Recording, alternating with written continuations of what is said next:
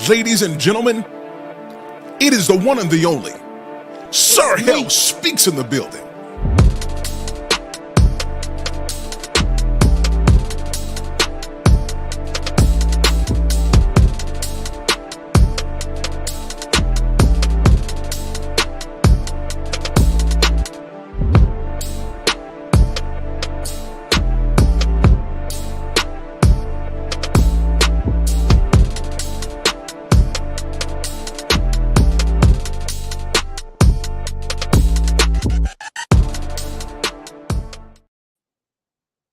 Sorry about that, guys.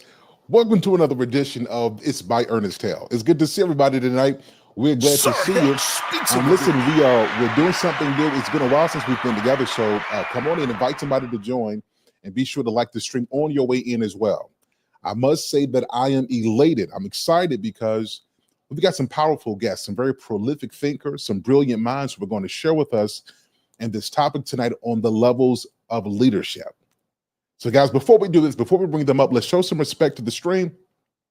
Invite somebody, tell them to come over here and join. We're going to get into a few questions that I think are key and pivotal for what's ahead in the years to come. All right, guys, without further ado, let me give you what you came here for. Bringing to the stage the one and the only. She's a world-renowned, a world-class speaker, a thinker, a brilliant mind. She is somebody who is effective at business. Ladies and gentlemen, introducing for the first time, the one and the only, Dr. Sherilyn Payne. Oh, she's in the building tonight. Dr. Payne, how are you? I am well. How are you? Excellent. Doing good. Glad that you're here. I'm happy to be here. Excellent. And bringing up the one and the only, the world class, the one and the only. Daniel Jones is not his first time, but he's here again to share some powerful insights on leaderships. Everybody, welcome to the stage, the one and the only, Daniel Jones. He's in the building. Good, sir. How are you? What's going on, Sir Hale? I am fantastic on this beautiful Friday. Listen, I'm pumped up. I'm ready to get it, y'all. Excellent. Well, listen, we're excited to be here. Lady Anya, I see you in here. Good to see you tonight. And to all of you who are joining, we're glad that you are here. So tonight we're talking about levels of leadership because I think in the age of AI and the way that the world is going, we've got to talk about leadership because life is going to look different for us. It's not going to be like the 1990s or 2000s. It's going to be very different. And I think that we have to start preparing for that. And so we've got some brilliant thinkers who are going to help us to talk through some things like that tonight. But before we get into that, let's go back a little bit of story and let's get to know them a little bit. Dr. Payne, let's start with you. So we know that you're in business and you're an executive coach.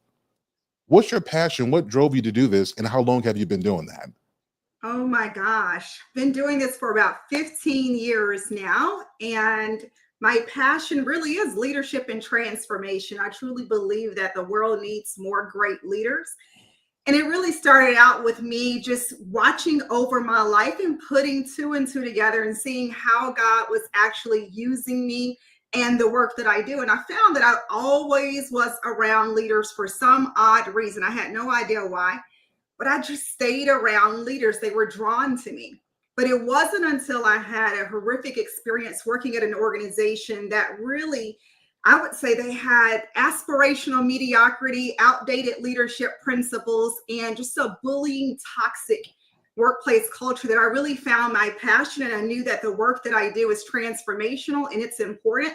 It actually impacts every single area of our life with the quality of life that we live, where we actually get to expose our children to, and the things that we get to do. It really starts with our leadership, even our health. And so I found that this was the work that I needed to do, and it could not be avoided. It demanded a voice, and I was here to help the people to be able to experience life the way they need to experience it. So leadership matters. It absolutely is essential. And I think that we're at a place, a pivotal time in our country where we're seeing that leadership at every level is being impacted. And it's really shaking our nation right now. Excellent. So it sounds like leadership chose you. Leadership chose me. Absolutely. That's amazing. That's amazing. Everybody, a round of applause for the one of the only Dr. Sherilyn Payne. Amazing. Thank you. Thank you. Mr. Jones, so inspirational lifestyle leader. Now, I know one of the things you talk about a lot is leadership. If you go through your podcast, it's something you spend a lot of time on. So let me ask you the same question. How did you get into becoming an inspirational lifestyle leader? And then how did leadership become one of the staples of your message? I mean, that's a very good question. I kind of stumbled upon it myself. I realized later on, years later, that, hey, this is a gift of mine. This is something that God has given me, and I'm great at it, and I'm passionate about it. I love what I do. But it seems throughout schooling, high school, college, working in state government, I always found myself in these positions where I'm helping others. I'm giving out ideas and different strategies on how to overcome certain problems. And people start to gravitate towards me. They say, hey, you may be good over here. You may be good for this position or that.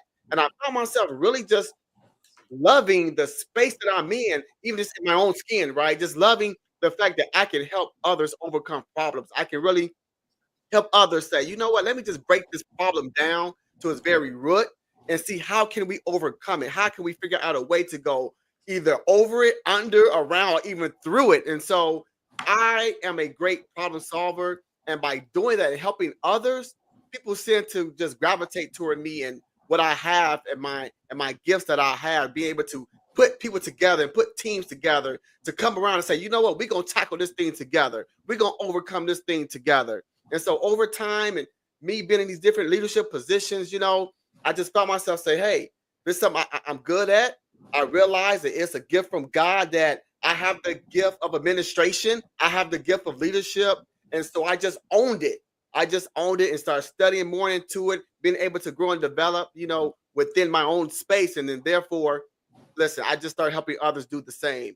I believe that leaders, once you realize that everyone has a measure of leadership in them, then you want to hone in on that. You want to grow it. You want to develop it. And not only that, when you lead people, I'm very passionate about duplication, right? If I'm a leader, I want to be able to duplicate other leaders. I want to be able to grow and develop other leaders, right? So you want to duplicate yourself. So if you're leading a team or an organization or a company, really the goal is to duplicate yourself, right? To be able to pump out and crank out other leaders to do the same. And I'm really big on simplicity, right? Let's break it down. Sometimes we create these problems and we make it so complicated. I'm like, ho. It ain't that complicated. Let's break it down to its simplest form and then build it back up to be able to get to the goals and reach the goals that you want to. So yeah, I just love it, man. I'm very passionate about it, as you can see, and that's that, just like Dr. Shillen as well. I've been in it for about 15 years or so. Excellent. Thank you so much, sir. I really appreciate that. Everybody, I want to say something. So I know both of them in real life. Let me tell you something about Dr. Payne.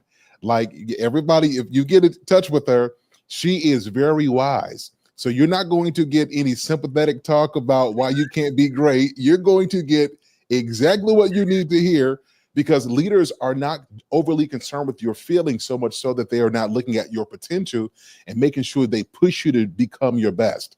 And it's the same thing with Daniel Jones. I'll say this, it's anecdotal, but Daniel Jones, you got to remember this. Remember, I think we were at the gym in, it was either Madison or it was a Lansing. Mm-hmm. And we're at the 24-hour fitness, and Daniel Jones, he worked out a little bit different. I lift a lot of weight, he do a lot of reps. And so we on there, right? And I'm lifting away. So I'm like, man, this is a good workout. He said, man, that's just 25 of them. We got 75 more to go. And he just got it done easily. When I'm ready to quit, he's like, we got more to go. That's what leaders do.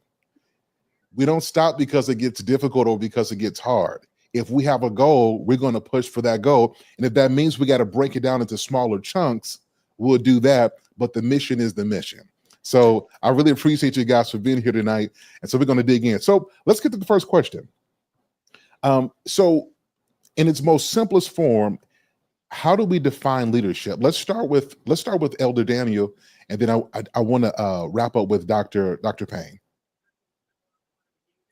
Leadership for me, in its simplest form, influence. That's what leadership is. Influence. if you can influence people in a positive way, I know we have bad influences as well. You know, you can have bad leaders, but a good leader is going to influence in a positive way. Influence you to do what? Just what you stated earlier, Sir Hale. You know, be able to push you, influence you to go that extra mile, push you to be able to say, you know what? It doesn't matter what the problem is. It doesn't matter how hard or difficult it is. We're going to find a way to get it done. We're going to find a way to get the results that we want to get. We're going to find a way to hit those goals and overcome. Again, I always believe in what Malcolm X says, by any means necessary. You know, it's not what you do, it's how you do it, right? You want to make sure that you don't let nothing stand in your way. Whatever position you want to get, whatever weight goal you want to get, health-wise, with your family, whatever connection you want to get, in any type of relationship there are certain goals you have. There are certain levels you want to get to. I believe in no excuses. And so if you can influence people, right, to let them know and have them feel the same way you feel, to be able to inspire them and motivate them to say, you know what, nothing can conquer me. I am an overcomer. That's what great leaders do. That's leadership. It is simply influence. Be able to influence someone to be able to get the job done, to be able to hit your goal, to be able to reach that level of success that you desire to hit. Influence. Okay, I see what you're doing there. Dr. Payne, it's on you. Like, how would you define leadership? I would agree with what Daniel shared, actually, but I also would add this. It's really having that compelling vision, leading with that conviction, being able to generate impact and stay focused on the end result. So what are the results that we are supposed to be driving towards? And being able to ensure that everyone is heading in the right direction to be able to do that. They know exactly what they're supposed to do, but you're giving them the flexibility to be able to do it their way. And I think that's one of the things that's lost on leadership. We believe that we should have people who think just like us, who do just like us. And it is that, but it's also inspiring people to become more than they ever dreamt of, more than they even believe that they can actually do, more than what they're capable of in their mind. It goes back to what you were saying about Daniel, how he challenged you and say, hey, we got 75 more to go, right? You think that this is all that you can do, but a great leader understands that there is more inside of you and they have the capability to pull that out of you. So they're inspiring you while staying focused on the goal. What's the end goal? What's the end result that we are supposed to achieve? Do we have the resources and the talent to be able to do that? How do I ensure that you are inspired and that you're motivated to be able to achieve the mission that we're actually on? And we're able to get it, like I like to say, on time, under budget if you're in the corporate workspace. And being able to stay focused. I think one of the things with the leadership is the ability, or we lack the ability to truly stay focused and really care about people along the way. So I'm saying the same thing that he said, just in a elongated fashion. So I heard two different things. So it was like two sides of the same coin. It's one, it is implicitly leadership is being an example. Like that's just inherent in that word, and then communicating based on the example that you set. So I think this is the third question, but if not, I'm gonna switch the question up. Sorry, y'all. You know I'm black, and so yeah. So I want to. I didn't even know that. Thank you for sharing with me. Yes. Who knew? So with this, a lot of times the word leader is just thrown out there. Like, so depending on what context, everybody has a shifting definition of leadership is. So what I want to ask is leadership something you're born with? Or is this something that everybody has the potential for and it just has to be activated, cultivated, so on and so forth? Ladies first. Oh yeah, ladies first. Wow, okay. Well, that's an interesting question. And I have a couple of schools of thought. I do believe that some people are born to be leaders. I think they have been designated to be leaders and it's just who they are. But it does take them developing that gift, because it can be a gift, right? So I recognize that. but I truly believe that leaders are actually made as well. And so you can develop them, but I'm going to say something counter to what people, say all the time, is that anybody can be a leader. Not so much. I don't believe that anybody can be a leader. Anyone can have influence, but to be a leader, I think that's something different. I think that we look at management and leadership as two totally different things. Yes, You sir. may be able to manage and you may be able to influence, but you're not necessarily my definition of what I call a leader.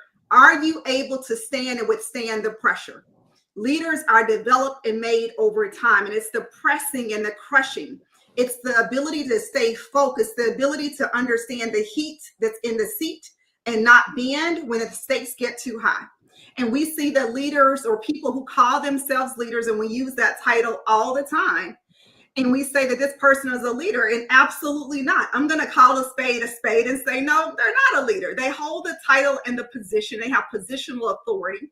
We may have given them some power. We've allowed their ego to believe they are a leader. But if we're truly looking at what the definition of a leader is, they are not.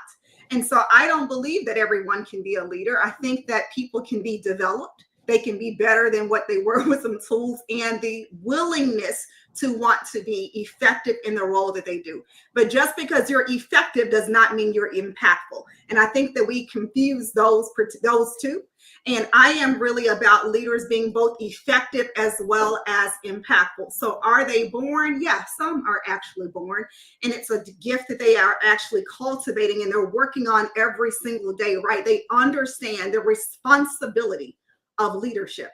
But I also think that there are those, just like any sports player, right, who understands this is something that I desire. I have a passion for it, and I'm willing to put in the work and go through whatever it takes to be the best that I can possibly be in this particular role. So they're studying and they're developing, they're getting mentors.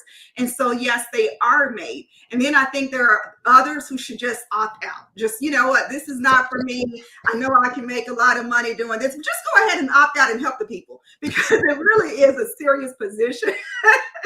Don't laugh at me, Daniel. I'm serious. It really is a serious position that if we truly understand what's at stake with leadership, and if you're really looking at it to do it well, to think about the lives that are behind this particular person when you're driving the work, then I think that we should understand that this is not for the weak. And so if you're weak, this is not the role for you. So now I'm Mr. Jones? on to Daniel. Yes. That's good. She said a lot of good things there. So I believe that leaders, some are born, some are made. Absolutely. Whether you're born or made, you have to put the work in. That's the common denominator. You got to put the work in. You got to study it. You got to read up on it. You got to go to conferences. You got to be able to be intentional about wanting to be a leader. Now, one thing I will challenge. Are we allowed to challenge on here? Yes, please. So I agree with you, Dr. Payne, when you say, you know what, some people just need to be thrown out like trash, right? Snatch them out the Sandman, right? Right? Snatch them off the stage. Yes. So, and that is because you said something earlier too about the willingness. That's because they're not coachable. Mhm. They're not teachable. Right. I believe anybody can be a leader if they want to be, if they have a desire, determination, and drive. Those are my 3 Ds, right? You got to have a desire for it. You got to have a strong determination, and you got to have a drive, right? In order to be whatever you want to be. So in leadership, it's the same thing. You may be born with it, but guess what? You still have to be able to cultivate it.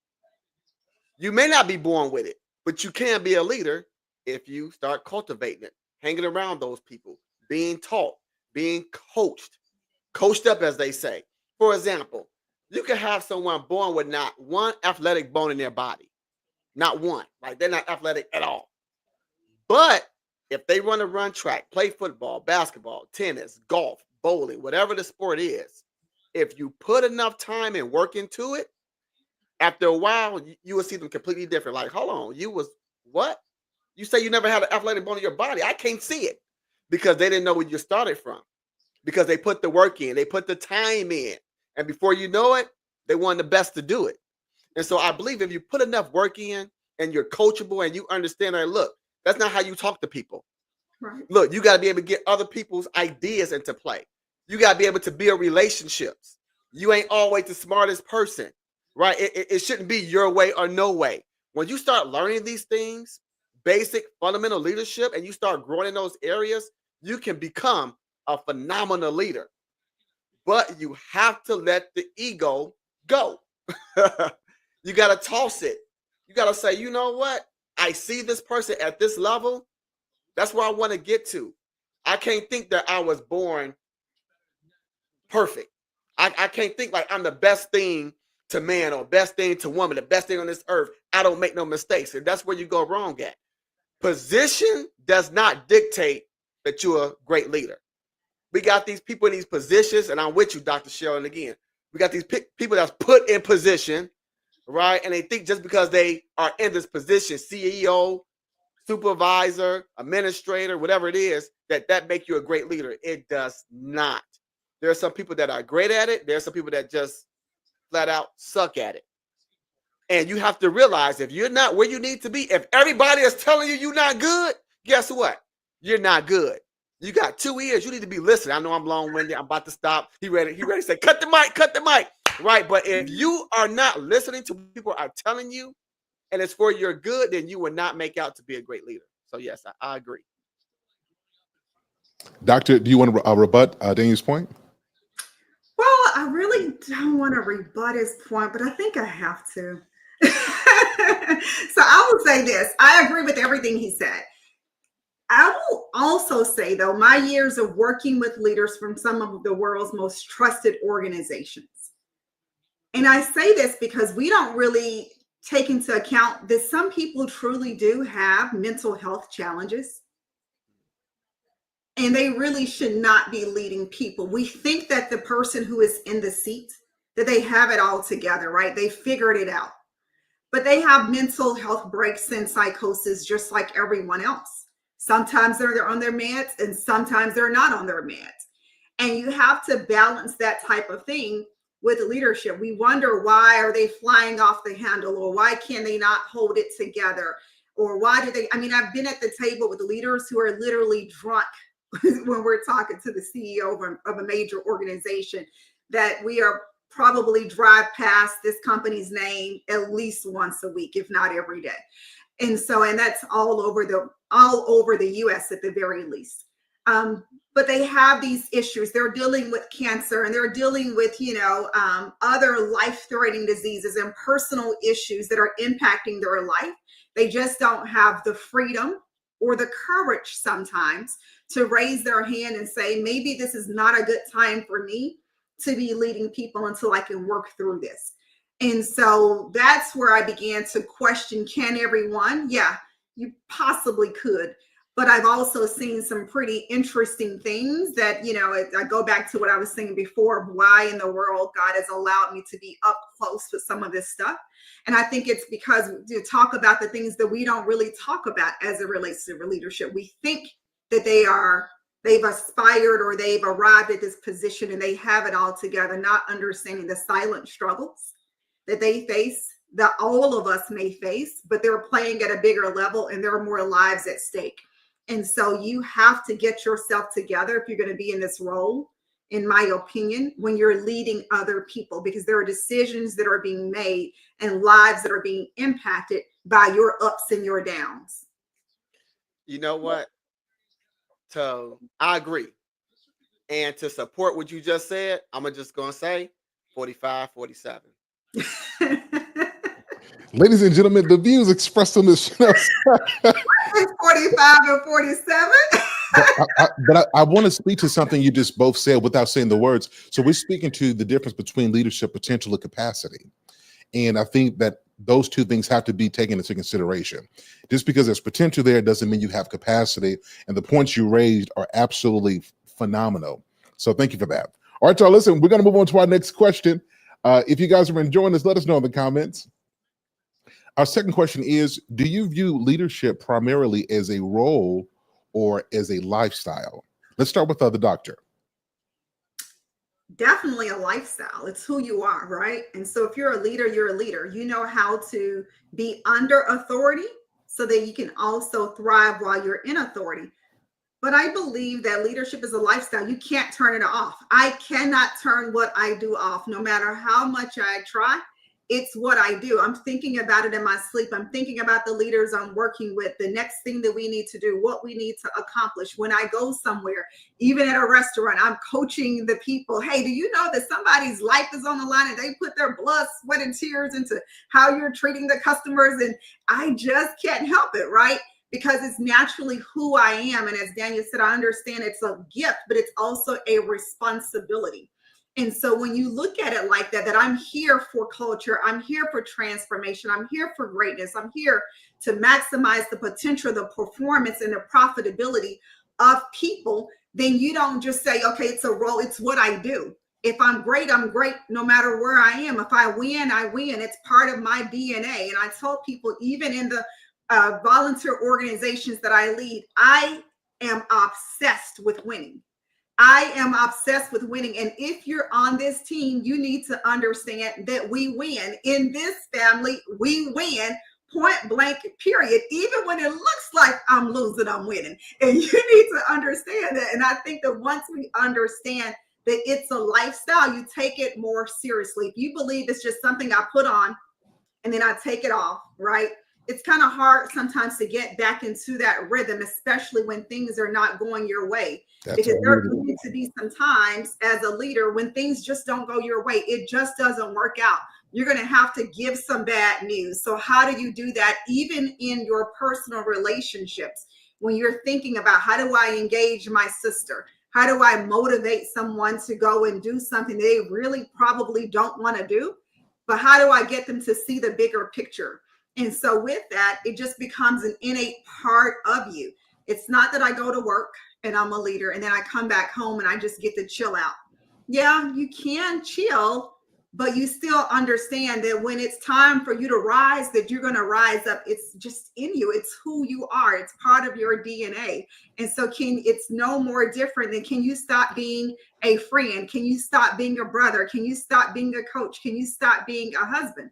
Probably not, because it's who you are and it's what you understand, that it's your identity. And I believe that for you to be effective, and again, I'm going back to not just effective and impactful in what you do, then it has to be a part of you. You got to adopt it and make sure that, how I show up, I'm showing up to lead. I'm showing up to inspire greatness. I'm showing up to maximize this particular thing that I've been entrusted to. Excellent. Mr. Jones, what about you? Do you view leadership primarily as a role or as a lifestyle? So the operative word for me is primarily. Even though there are leadership roles, right? Leadership is a lifestyle. Dr. Sherilyn, she's right on point. It is a lifestyle. There's no way you can turn it. If you are an effective and efficient leader, you cannot turn it off. You can't just overlook things, no matter how hard you try. I've tried it. There's some times in the workforce where there were some things going wrong, and you know what? I'm gonna share a story. There was this one particular time. It was a team of leaders, and some weren't being held accountable. I'll put it that way. Some leaders weren't being held accountable for the work and for the job and for the assignment. And I said, you know what? I'm so sick of this. I'm done. I'm a dumb up too. I'm gonna act like I'm dumb, don't know nothing. And I'm just gonna sit back, right? I'm tired of this, right? I'm tired of excelling and leading and doing my part, and everybody else not doing their part, and they're not being held accountable. I'm done. I'm gonna just dumb up. That's what I say. I'm a dumb up, right? Now, years later, I know I should have done that. I shouldn't have acted that way. Learning experience, right? But at that time, I did, and it ate me up. It was hard for me just to sit back and perform at a low level. It was so difficult. Like, I'm just going to let things go to the side, go left, not go right. It was difficult for me because that's not who I am. I'm a leader. As Dr. Sherilyn, I'm telling you, competitive. I want to win in everything. Everything. I try to turn it off like, Daniel, why are you like this? Like, you too competitive. But that's who I am. It's a lifestyle. And so even though I try to, as I said, dumb up, right? And just kind of let things fall where they may, I couldn't. I had to make sure that, no, we're still leading. We're still doing things the right way because I had people to lead. I had people looking up to me. And even though things weren't done right in this part of the office or this part of the company or organization, it was in me to continue to lead, to do things the right way with integrity. So that's the other thing about leadership. You know, are you integral? Are you honest? Do you do what you say you're gonna do at the end of the day? That's leadership. And people look towards people that are honest and open. I say hot, right? You got to be honest, open, and transparent. People look to those type of leaders because we don't have it all together all the time. And I let people know when I mess up, I made a mistake. But that's leadership because leadership can own their mistakes. And so when you can own your mistakes, people will respect you. People will hold you up to high regard because not only do you own your mistakes, but the majority of the time, you do have it right. You are leading people the right way. And so it's a lifestyle. I can't just turn it off and sit back and let us fail and let us lose. No, if I'm on this team, I'm going to speak up. If I'm all my life, they say all my life, right? And I'm in high school in band. I was a section leader, right? And on the drum line. I was co-captain of my track team. When I got to college, I was the vice president of Black Student Association.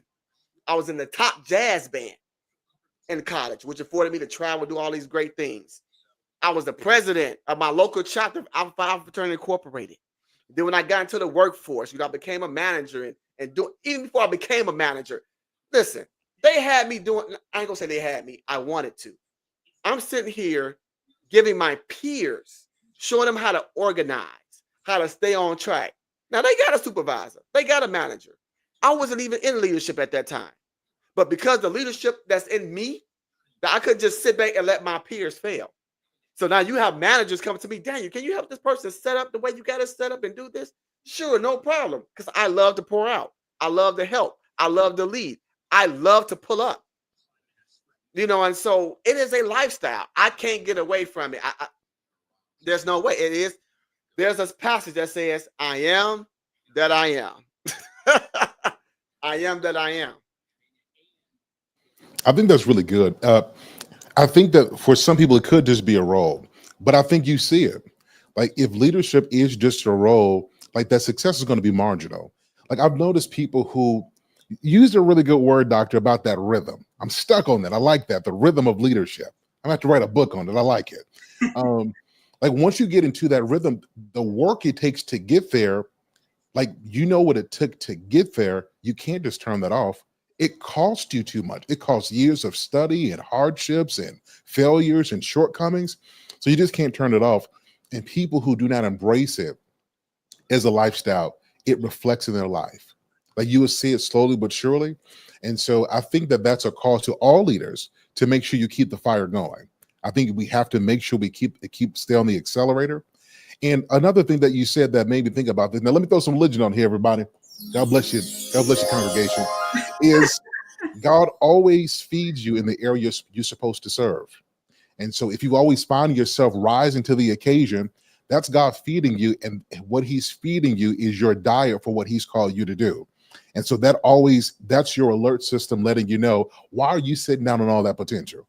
Like literally, why are you sitting down? You got too much in you. And what I've seen is people who have that leadership in them, they don't necessarily need a title to lead. They just need an opportunity to serve. And then that their heart will end up generating impact, not because they needed somebody to call them out and put their names in light, because that's just who they are. So I think that's a really good point. Thank you guys for that question. We're going to move right along. Anybody have comments on this? No, No, Okay. go ahead. This is good. I'm loving it. Excellent. So now let's pivot just a little bit. So in the age of artificial intelligence, so how does artificial intelligence influence leadership in 2025? I want to take this question, but I'm going to give it to my guests. I got thoughts about this. Doctor, let's start with you, and I think we're going to wrap it up with you on this one. How does how does artificial intelligence impact leadership in 2025? I think it's requiring us to look at leadership in a totally different way. Number one of the things that I see with artificial intelligence is we have leaders who are thinking that they are more intelligent than they really are. Oh, wait a minute. Over-reliant. Stream is over. The stream is over. We are done for the night.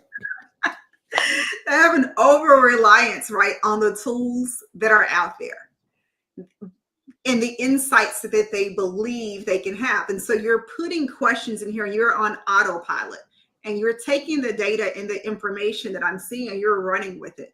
Some people know how to adapt and how to use that technology, but it becomes that this is an easy way for us to lay off people. It's an easy way for us to let people go instead of thinking, how can we upskill and reskill talent with this information, right?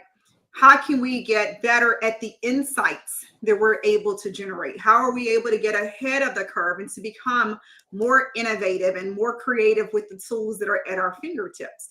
But what we see is that we have some organizations that are leaders that are struggling to adapt to the technology. Then we have others who are overly relying on it. But what I love is we're going to begin to see that the greats are going to reskill, they're going to upskill, but they're also going to begin to rely on what I like to call relational intelligence. And so it's one thing to have the data intelligence out there to be able to say, hey, this is what the data is saying. This is what the research is saying. This is how others are using this particular tool. This is what our competitors are doing. But do I have the relational skills? Because what happens is you begin to rely on the computer. You're relying on that technology. You're relying on Google or whatever the form of AI that you're using to be able to build. But how do I take this same information, be able to capitalize on that, and then also build people up while also understanding that it still is important for me to have people skills. And so when you have so much technology out here, how do I relate to you? How do I really build a relationship with you? How do I feel? And so we don't necessarily have the leaders who understand that I have to adapt and think about what is my strategy that I'm going to use with AI. It's something that comes alongside me, not something that takes over me. Mm-hmm. Okay, so the ethics of artificial intelligence and leadership. Now that's a whole conversation we could have, because I think you said something like, what are the ethics behind we're going to use AI and affect people's lives because we think we can over rely on this technology because we don't have that relational intelligence? That's a really good question. I think we may have to explore that. But in the meantime, Danny, what's your thoughts on this? Artificial intelligence, leadership in 2025. Well, I don't think Dr. Sheldon left any meat on the bone. I mean, she hit it well, very well said. So I look at it from two perspectives kind of as well, both sides of the coin. One, it's very important for leaders to know it's happening whether you want it to or not. Absolutely. So just like we moved from 8-track, do you remember the 8-track, Ernest? No, sir, hell no, he's too young for the 8-track. Yeah. I heard about it. I heard about it. I've seen it right on the picture, right? Google it. So just like we moved from 8-track to cassette tape, from cassette tape to DVD, right? It's gonna happen with you, without you. There's no, they don't even make cars with cassette tapes anymore. They don't even make cars with CD players anymore, right? And so technology is forever advancing. It's moving forward. And a good leader will understand that and not try to shun away from it, because you will get left behind. Absolutely. Right. And so you have to be able to embrace it, learn it. Not saying you have to master it, not saying you have to be an expert. A good leader, no, you get experts around you. Right. Right. That's what the team is for. And so from that perspective, you have to understand that AI is here. So now as a leader, you understand that AI is here, is going to continue, right, to evolve. So now how can I use AI as a leader to help make me better as a leader, to help me grow, to help me develop, to help my team, right, to help better get the results, right, to help increase the performance with my team that I lead, with the people that I lead, whether it's in ministry, whether it's in the workplace, whether it's at home, right? how can I use AI? So we have to be smart and intelligent enough and use wisdom to understand that I need to figure out how can I use AI, because one, leaders think a lot. Like I'm not, well, I do know. I know you all's brain rarely shut down, right? You always thinking about something as good leaders. In your sleep, you're thinking about it's constantly turning, right? So you constantly have to be creative, right? It can be draining. So now here's AI. We can take the little thoughts that we have and help enter that information and help AI to help increase or enhance where we're thinking. So even though we still have to be creative, we still have to have those skills of problem solving and critical and thinking. What is it? Critical thinking skills, right? But AI can help alleviate some of that as leaders to help again our team, our organization, our business. And so, yes, I think it has a great impact on leadership. We just got to understand it and realize that and embrace it and use it as we continue to advance, right? As human beings, right? And as technology advance. Okay, let me throw some psychology philosophy in here. So I'm 100%. My concern, though, is we don't have enough data for this just yet, but I'm concerned on the overuse of it. Like that is something that I'm genuinely concerned with, just in the education system, in business, and now even in ministry. People are going to start. We're going to listen. We're going to have some. I believe we're going to have some AI prophets soon. It's going to be your AI bots. It's going to be your prop. Our prophets is going to happen. And I think what's happening is people, while we rely on AI, that cognitive function, like you said, you know how your brain doesn't shut off, you stay creative. If we overuse it, we offload, some of our cognition. And if the brain is a muscle and we're not using that muscle, then our human intelligence is suffering because of artificial intelligence. And so my concern is somebody like my mind to me is my greatest asset. I don't want anything to ever happen to it. So how do you tote the lines to make sure that we are using it in a way that it doesn't jeopardize or put my psychological capacity at risk, while I'm still able to optimize my performance by using artificial intelligence? So like, what's the boundaries there? You know what I mean? Any thoughts on that? Yeah, it's like anything else. You got to be intentional about it. You have to be aware. Saying, listen, I don't want to lose these skills that I have. I want to use it to help me. For example, on a small scale, right? Microwave oven.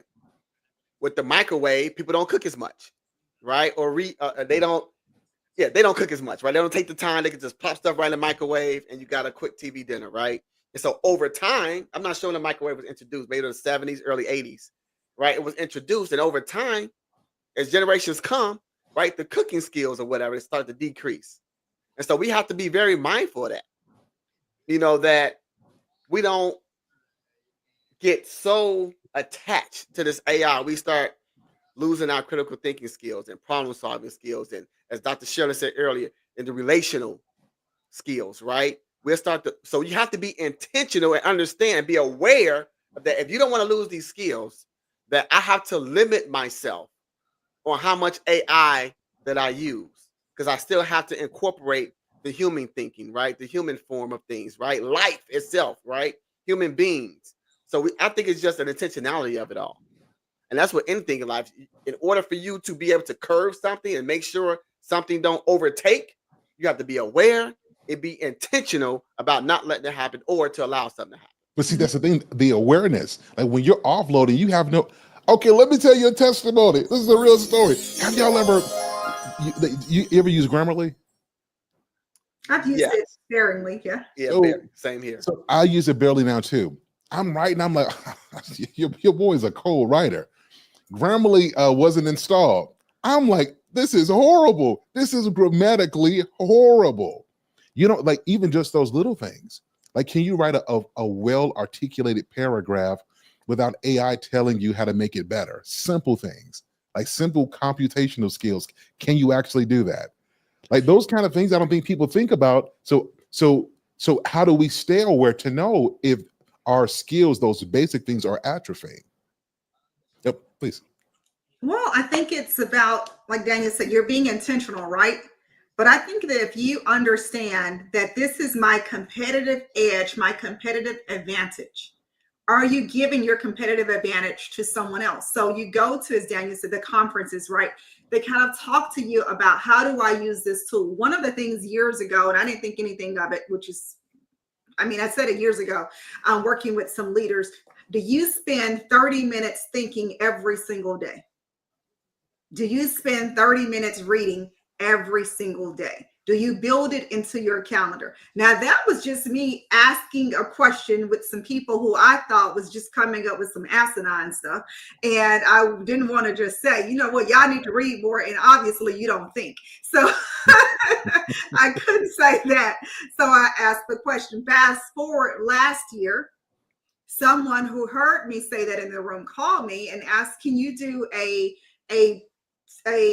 session for this conference on thinking?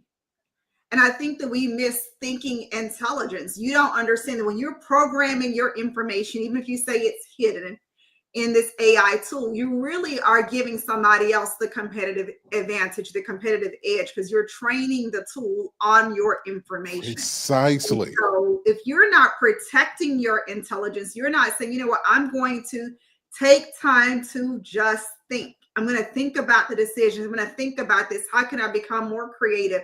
How can I become more innovative? How do I use this in a different way? Then you are leaving yourself out there, right? And anything can happen, but you have to, like anything else, you got to work at it. You got to, and I get that some people are not creative.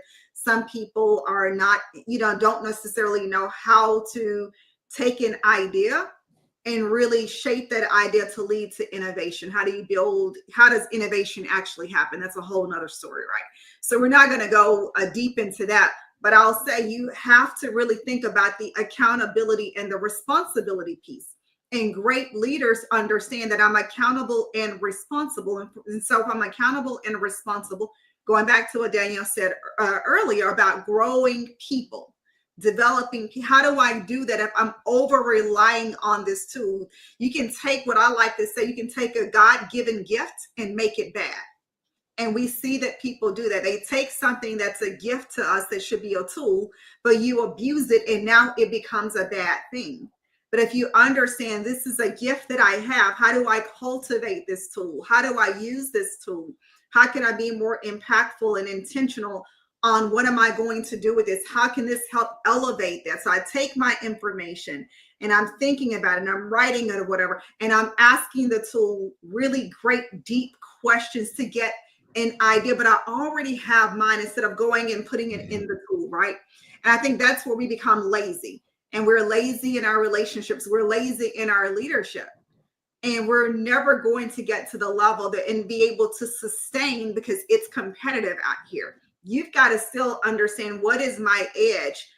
And if your mine is a mine, then you know that I cannot just give all of my information into this particular tool or rely on this tool to tell me, because I'm going to be average just like anybody else. If anybody can go in here and plug it in, then why am I here? Why do I need you if I can get the same information that I can put in here? It's the insights that are making the difference. You get an applause. Fantastic. Fantastic. Can I have money though instead of an applause? You said who? Can I have money instead of an applause? You know what? I got you covered.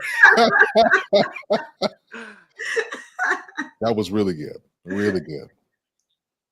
I also want to add that the theory, if you don't use it, you'll lose it. Yeah. Right. Mm-hmm. That's what this is. You get too reliant on that thing. I think about my children and think about navigation, and you can put things right in maps, maps in a phone and get you to, they use maps everywhere they go. And I'm trying to teach my children, especially my son, like, what if your phone die out? What if something, well, they all come with cars, they all installed in the cars today, which is probably true. I said, well, what if that, goes bad? You're going to be lost if you don't know your main streets, the area. Because so you're so reliant, right, on that technology, you lose it. You don't know where you at, you're lost. And so you don't want to lose what you have. You work too hard to get where you at, and so someone said, I saw a post where someone said something about how did we make it in college, right? Without Chat GPT, right? Like they are blown. Their mind is blown. How in the world did y'all graduate without Chat GPT? Because we had our own minds, right? We were creative. We had to, anybody remember encyclopedias? Yeah, all of them. Yeah. Right? We actually had to go to the library, right? Use your library card, the Dewey Decimal System. Oh my God. And do research and get this material and think and write. Now we got Chat GPT, right? But it is not necessarily better, but we can use it to enhance. But remember, if you don't use it, you will lose it. And so we want to be mindful. Just because we got these tools and this technology, if you rely on it too heavily, you will lose it. As I stated about dumbing up, you will become somewhat dumb. For lack of better words. You know something, with the questions that I'm posing here, I actually took what I shared with us in our group chat, and I just put them in Chat GPT to make them sound a little bit more polished. But the questions were already given. And I think that's how it's what you said earlier, Doctor. That's how we have to use it. So it has to be a tool, it has to be a companion and an aid. But we have to make sure that we're taking that time to build the muscle. Like this is our genius. And if we don't protect that, we give that away, then again, what value do we add in a place where anybody can replicate, but if they have the right prompts? I want to say one more thing. You make a great point. Bad data in, bad data out. And we forget about that. I've sat in a lot of meetings and people they can sound good, right? And they sound like they know what they're talking about. And then you begin to ask the questions. And when you begin to ask the questions, where'd you get this data from? Where'd this come? You know, that you just think that you're just asking or they think you're just asking the question. And I may ask that question with my head down, looking at the information, but I know where I'm going next because your data is wrong. And so now I'm going to begin to challenge in a nice way everything that you're saying. And so now you have your reputation, your brand, your credibility at stake. Because you've taken this information that is bad that you thought it was right because you put it in Chat GPT or you put it in this particular tool and it gave you this output, but you don't really understand. You didn't understand the right questions to ask or what we were really driving at or trying to get at. And so now I'm looking at you like, what in the world do we have sitting here? This is very interesting. And so we need to be mindful again of how you're even using the tool. When you're a leader, people are relying on you. Even if you are a leader without the title, the formal authority, right? You're leading a project or whatever. You may be an individual contributor. Be mindful of your reputation. So when you're putting information out and it's sounding like everyone else, and it has a particular sound because you don't train it the right way, then again, you're putting your livelihood, you're putting yourself, your reputation at risk. And so for that reason alone, you should think about how do I use this tool versus relying on it. I love it. Okay, we're going to pivot to the next question. Let's do this one. This is going to be a good one. Is it appropriate or necessary to have a defined leader in personal relationships? I'll read that one more time in your minds. Is it appropriate or necessary to have a defined leader in personal relationships? Daniel, let's start with you, sir. Wow. All right. He said, all right. Go there. All right. Woo, I'm telling you, this question right here, people lose their minds over it. They start overthinking. They start getting them, into themselves. And I just believe in the simple model, heads and tails. Tail does not necessarily mean you're less than, right? You have leaders, you have followers. You got supervisors, you got employees, right? There's a head and a tail with everything. It is a relationship. You can't have three people steering a ship. It just don't work, right? You can't have two supervisors leading one team, right? To me, that's a two-headed monster. It has to be defined. there's a such thing called roles. I believe in roles, right? I believe in roles on the job. I believe in roles in business. I believe in roles even at home with parents and children. I believe in roles with husband and wife. There are roles. They have to be defined, right? Someone has to lead. Again, if you lead effectively, right, the people that you lead won't feel like subordinates. A great leader doesn't make their team members that they lead feel like subordinates. They feel like part of the team. A leader doesn't have to say, I'm the leader, I'm the boss, because you lead in the way you have great relationship skills that they feel part of the team. They have a say so. Even though your title says it, you don't have to like rub it in or say, anytime you got to tell somebody this, then you're doing something wrong. Because in your leadership role, the way you live, the way you walk in your lifestyle, you walk like you're the leader. You talk like you're the leader. But I have to tell somebody you're the leader. And so do those roles have to be defined? I do believe they still have to be defined. People should know, and people hate this word, know your place and know your role, but you got to know it, right? You said all the wrong words, sir. All the wrong words. In order for you to follow in it and work in it and be in it and do in it, you got to know it. Yeah. And so, yes, I believe there has to be defined roles in a relationship. Someone has to lead. Someone has to follow. That's just the way I think life was designed. But I'm open for debate. You're going to lose it, but I'm open for it. Doctor, so you? I would say depends upon the relationship. So how are we defining a personal relationship would be my question. So when I'm thinking about my mother and myself, yes, she's the leader. Why? Because that's just the way it is, right? And so I allow her to be the leader. My relationship with my sister, who's the leader? I don't know. When I think about my friendships, some of the, people who I would, turn to for life's deepest questions, the highs and the lows of life, or my associates, I don't necessarily believe that there is a leader in those relationships. When you're in a male-female relationship, a business relationship, probably volunteering, absolutely, there is a defined leader. A lot of times, and if it's not, you will see that when there is a challenge, then a person will rise up.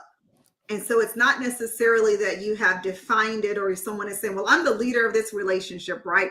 Or you inherently know that this person is the leader. Not necessarily all the time in every relationship I believe that we have, because you can be around some pretty strong personalities and people who know how to get things done and who are effective and impactful in whatever it is that they do. So I think it depends upon your circle. It depends upon that particular relationship. And I'm thinking about some of my own personal dynamics. I have a good friend who I talk to pretty regularly. And I wouldn't necessarily say I'm the leader or that she's the leader in the relationship. I think that it's a give and take relationship where there are times where she's helping me. There are times where I'm helping her or I'm guiding her, but both of us can stand on our own. So we've not been in a situation where we're having to say, and I've known her since junior high school. So we've not had to say, well, I'm the leader or I'm going to rise, right?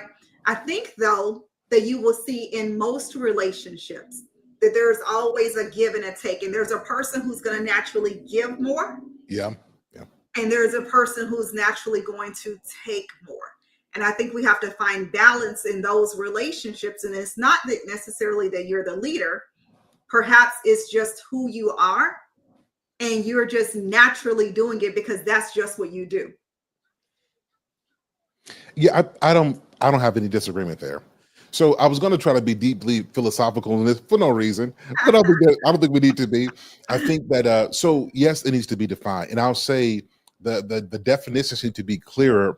The more serious the relationship, like the more serious it is, the more clearly defined, and that keeps respect.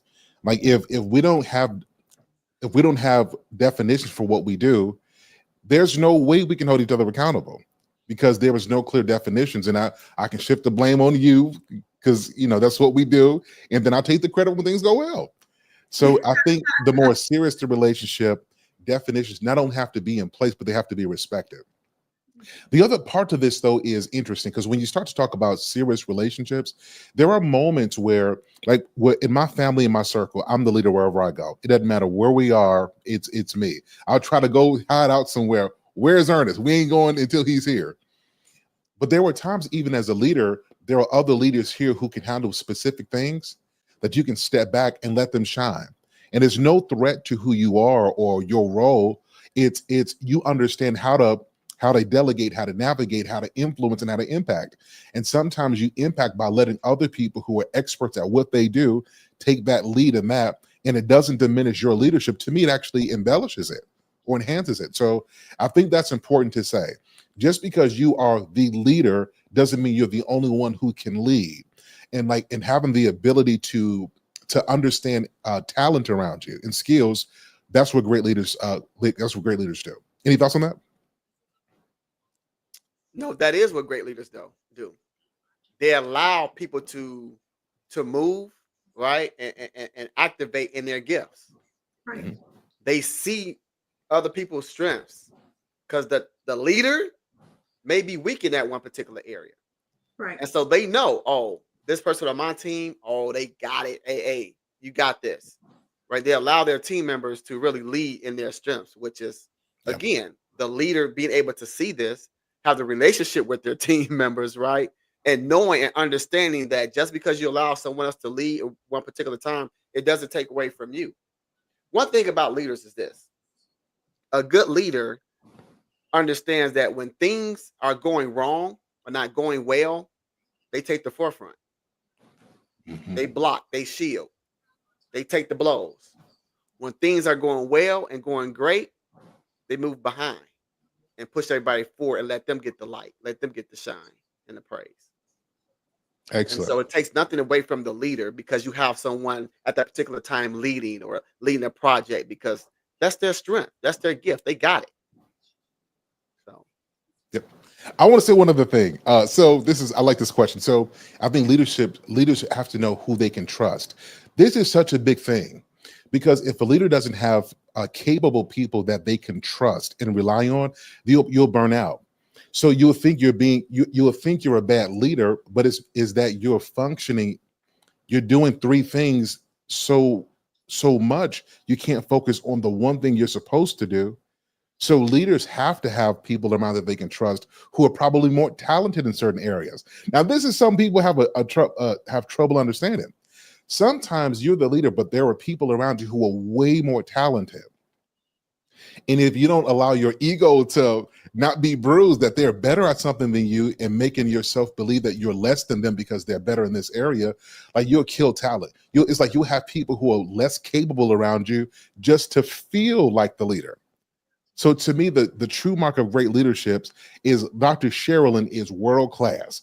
I mean, she is bad. You know what I mean?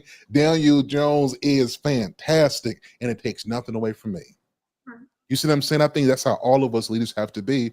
Like, you want to be around people who are better than you, because I don't think you grow and become a better leader unless you have people around you. All right, one listener. In the Old Testament, when kings were in rulership, they had prophets and ministers. They had councils. Even today, you have cabinets and board members. And I think that this is something that people who don't understand what leadership really looks like don't understand, that you don't become yourself unless you have a core around you that gives you thoughts and expands your thinking in a way that makes you a better leader. And so leaders surround themselves with people who are sharper and more experienced in certain areas. That to me is a mark of a good leader. Like, I can call out and see your greatness and don't feel threatened by it. And if I do feel threatened by it, I don't internalize that as a competition. This is an opportunity for me to become a student and learn from you. Mhm. Okay, I said a litany there. Any thoughts on this? I think you have to give as the leader, you have to give people the ability to be able to tell you the truth. And so part of that is being able to control your emotions, right? Or the first thing that you think, or how you respond and you react. And what I've seen is that you say that you want the truth. I want you to tell me the truth. I want you to challenge my ideas. I want you. But when people begin to do it, your reaction and your response is training them to they can't handle the truth. And so if I tell you this, and I remember, sharing with the leader one time, I don't come to work to argue and debate you every day. I'm an expert at what I do.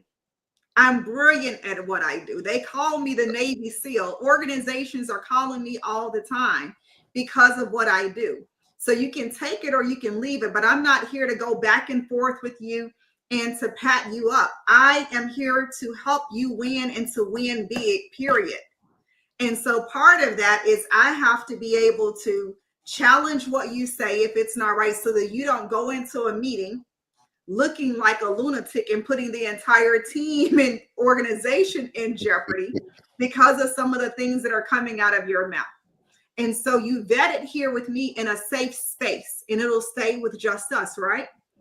But if I have to argue, it's draining because you're not the only leader that I'm working with or supporting. And so if everything is an argument and everything is a debate, it becomes exhausting. And then I began to believe that you really aspire to mediocrity.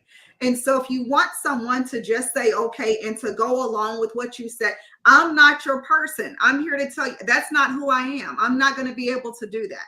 And so I think that you have to kind of get your emotions together, and then let's come back and realize that we're on the same team.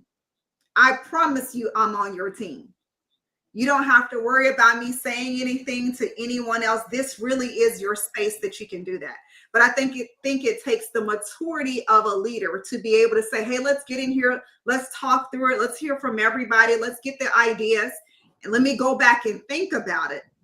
And then we come back and I'll make a decision. Now, of course, sometimes you got to make a decision quickly.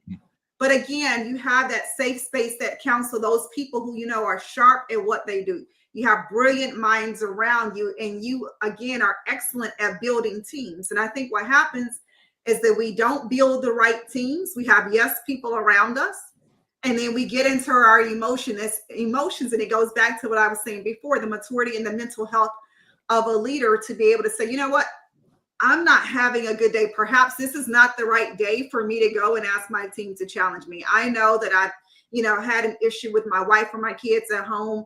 And so maybe I need to table this conversation when I'm a little cool, when I've taken a walk, when I have listened to something that's going to put me in that space so that I'm not spazzing out on them. And now they are in fear. And when they're in fear, I'm not getting the best from them. You can never get the best when people fear you. Excellent. Daniel Jones? That's good. Yeah. I mean, she's spot on. Honesty is important. I don't come to work or do my job to debate either, right? It is draining, right? I could be spending my time doing other things versus going back and forth with you. Nor do I want to micromanage you. That's the other thing. I love to work with people and train people and develop, but I do not like to micromanage. Mm-hmm. If you're not able to receive what I'm trying to give you and develop you into to perform at a high level, then maybe this is not the team for you. And I have no problem like moving them or them not passing probation or whatever the case may be. I have no problem because my team that I have, right, we're the Justice League. We're the Avengers. Right. And that's what I strive for. Right. Everybody has their own gift, has their talent, and we work well together. And that one person can stick out like a sore thumb. Mm-hmm. You got to go. Everybody can't be a Superman. Everybody can't be a Batman or Aquaman or Wonder Woman, but I need a Batman. I need a Wonder Woman. I need an Aquaman. I need an Iron Man, the Hulk, a Thor, Captain America, right? That's what makes a great team. And so if you don't want to be a part of this team, if you want to fight tooth and nail on everything and you don't want to listen, that's one thing that hits a nerve with me. When you cannot listen or when you don't listen, when you refuse to listen, it disturbs me deeply. We can't work together because I told you 4 and 5 times. You continue to want to do it your way, and your way is not working. Now I got to answer to this. Now I got to answer to this call because something you said that was like totally wrong, and you still want to admit to that you said it, and it's recorded that you said it, and you're still trying to go all around. I'm like, you know what? You're not a good fit here. You got to go. And so leaders only want to work with people that, again, I'm gonna go back to being coachable. Right. And we all make mistakes, and I allow for mistakes. Don't get me wrong. My team, that's one thing about me when I work with people, I allow for mistakes. Don't worry about it. It's a learning moment. As long as it's not on some high catastrophe level, right? But if you make a mistake, hey, now you know. We learn from it. We'll do better the next time. You make it again, we'll do better. But if you keep making that same mistake, now we got a problem. Because I know I make mistakes, and I want that same grace. You know, and so I allow for mistakes. That's how you grow, right? From your mistakes and your failures, right? It's a learning. We don't win or lose. We win or learn. That's how it is on my team. And so we learn together. So I allow for the mistakes. But if you just defiant and don't want to receive what I'm trying to help you with or be developed, two fingers, you gotta go. You know, that's a good point. Leaders got to know when to let go. And that's a core skill of leaders. And I think sometimes if you have a compassionate heart, you see the best and potential in everybody. You want to lead them to victory. And some people just ain't going. And that's a really hard reality to come to grips with in leadership. Yep. Doctor, do you have something else to say on this? No, I would agree. I think that's, it goes back to how to build a team, right? How do you build a solid team? And you got to know what to look for. What is it that you actually need that you don't have? And then how do you continue to develop those particular individuals and know when it's time to say that, you know what, I got to change the people, or I have to change the people. And it's very simple. I think that, as Daniel said, we make it overly complex. It's not that hard. It really isn't. So if you are honed in on what is the end goal, how are we going to get here? What do we need, and what's happening? What's preventing us from getting here when we're supposed to be there? Then you got to understand that. Okay, is it something that I've done? Is it the culture? I love one of my favorite stories of all times, and I think about this probably every single week at least. Michael Jordan and Scottie Pippen. And so we give Michael Jordan all the praise, and yes, he was great, but he also had Scottie. Yep. And he also had a team. And I love when Scottie Pippen decided, you're not treating me, y'all ain't treating me right. And I'm here. Okay, I tell you what, I'm having foot surgery. And it's like, you could have had it the whole summer, but you waited until the season started to decide that you were having surgery. And people, well, he was whining and he was sulking, he was balking. No, you weren't treating him right. And he knew his value and his worth and how he contributed to the team. And I think what happens is we allow people to quit on the job, but we don't go back to the root of the issue. Is it that he's sulking, or is it you're not doing right by him? And if you were doing right by him and you were having that conversation with him instead of, well, you signed this contract, it was a bad deal, shame on you, get out there and play. No, then you need to go ahead and do what he said. Just trade me. Just trade me. If you're not going to pay me what my worth is, then allow me to go somewhere else. And I think the leaders, we have to kind of look at that. You have some people on your team who have the potential to be great. They have the potential to give you more, but how are you treating them? How do you value them? Are you holding them back? And for what reason? Are they having to continuously dumb down, or do they have to manage up all the time? And if they're having to continuously manage up, then you are the problem. Get out of their way, or decide, hey, this isn't a great fit. And we have to look at what works somewhere else is not necessarily going to work here. How are we leading and treating and impacting people? And that makes a big difference, right? I think that we forget that sometimes. And then you have the people who are like Scottie, who was saying, nope, I ain't coming to play today. It's a crucial moment for you, but I'm calling in sick. I'm going on vacation. And again, we have to examine ourselves. We have to assess, how do we build a team? How do we determine that this is no longer working for us and it's impacting our culture and the entire team if I can't manage this loose cannon over here? Excellent. Okay, we got to wrap it up here, y'all. We're 15 minutes over, and we didn't even get through all the questions. Everybody, I hope you guys enjoyed this. This is a fantastic question. I'm going to give this one question. We're going to give 60 seconds apiece.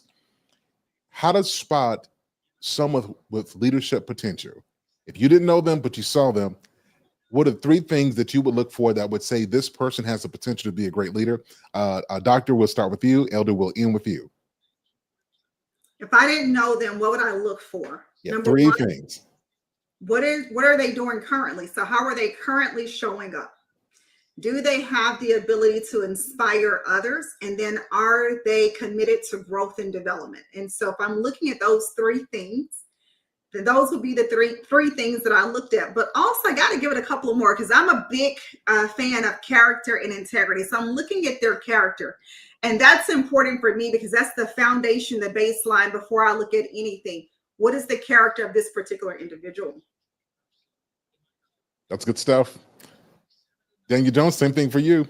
3, if you didn't know them and you saw them, you say these are some marks of a potential leader. What would those be? One, are they a person of integrity? Are they knowledgeable? And do people tend to gravitate towards them? Do they have a certain level or measure of influence? Those are 3 things: knowledgeable, integrity, and influence. Excellent.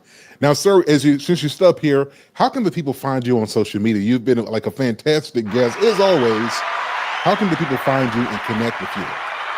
Yeah, so you can go to my website, onemotionnow.com, and you can contact me from there, onemotionnow.com, or you can go to danieljones360.com, and there you can connect with me on all my social media platforms: Facebook, Instagram, TikTok, YouTube, danieljones360.com, and also my website, onemotionnow.com.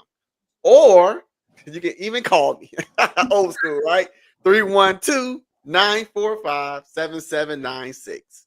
312-945-7796, and leave a message or send a text. Say, I need a coach. I need a speaker. I need you to work with me. And guys, what I'll do is I'll make sure I'll have their links in the description sometime after this video posts. So we'll do that. Thank you so much, Elder. I appreciate you, sir. My good brother. Dr. Payne, it's been good to have you on. This is the first time, but it was so chill and so relaxed. So glad that you came on here. How can the people find you? So I'm on Dr. Sherilyn across all platforms. I primarily hang out on LinkedIn as well as Instagram. But if they're looking for transformational insights to help them lead more effectively and become a high impact, high performance leader, then I invite them to subscribe to my ultra influential blog. They can find it on LinkedIn as well as Substack. I also have my website at www.smpistrategies.com, www.smpistrategies.com, and Dr. Sherilyn across all platforms. Awesome, everybody. So this is just the first of many conversations. We got a lot more. Now, y'all are not going to believe this. This is the least amount of time we've ever talked, ever. We easily do triple this. So you guys just got a snippet. There's a lot more to come. But thank you so much. It's been a fantastic show. To everyone who's joined, thank you so much. Hope you enjoyed the levels of leadership. We've got more coming for you soon. Everybody have a great weekend. We'll talk with you soon. Peace. You.